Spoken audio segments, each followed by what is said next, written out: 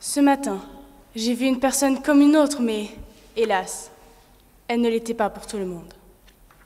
Rachid était fort triste, car il n'avait pas obtenu d'entretien pour ce nouvel emploi dont il rêvait. Il aurait fallu qu'il efface son nom, son prénom. Il avait même été tenté d'effacer son propre visage. Pourquoi fallait-il qu'il se gomme ainsi pour obtenir un simple entretien?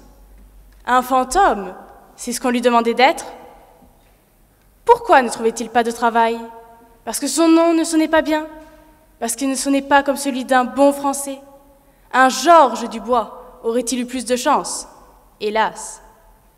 Qui sommes-nous pour juger sur un simple nom, sans même avoir, ne serait-ce qu'une fois, rencontré cette personne? Pour mépriser l'autre, le rejeter, pour ne voir que nos différences. Mais qu'est-ce que la différence? La différence, c'est ce qui distingue ou oppose deux ou plusieurs choses.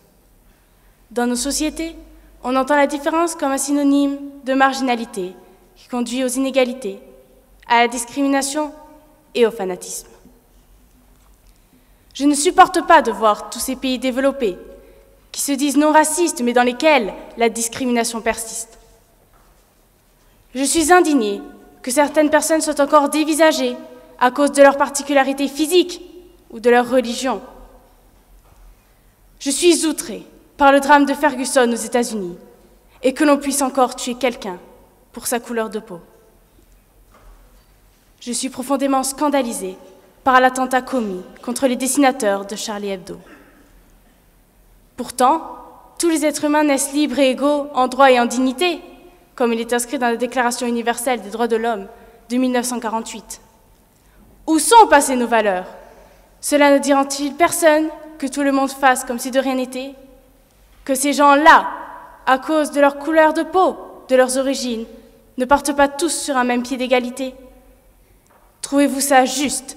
Allez-vous continuer à nier l'évidence, car vous êtes effrayés par la vérité, à cause de préjugés, de clichés et de l'ignorance? Le terme différence suppose donc une certaine norme. Mais qui répond réellement à ces normes? Quelles sont-elles? Qui les établit? La différence traduit la peur de l'autre.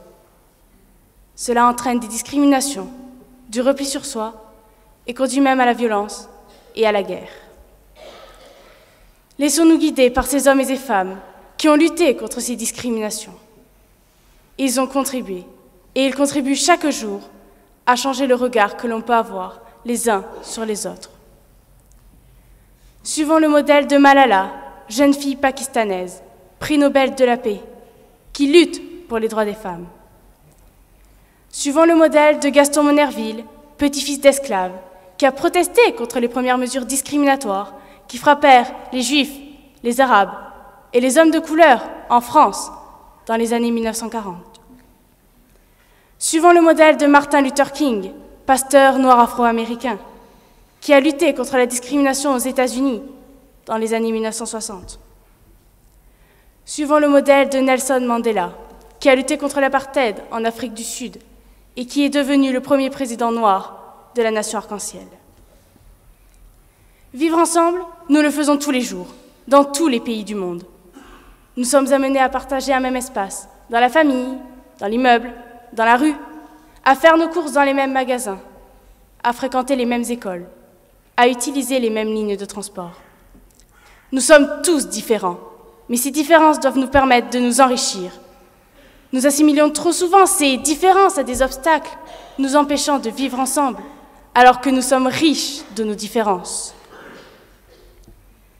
Je rêve de vivre dans un monde où tous les hommes seraient véritablement égaux, peu importe la couleur de peau, leurs origines ou le milieu social.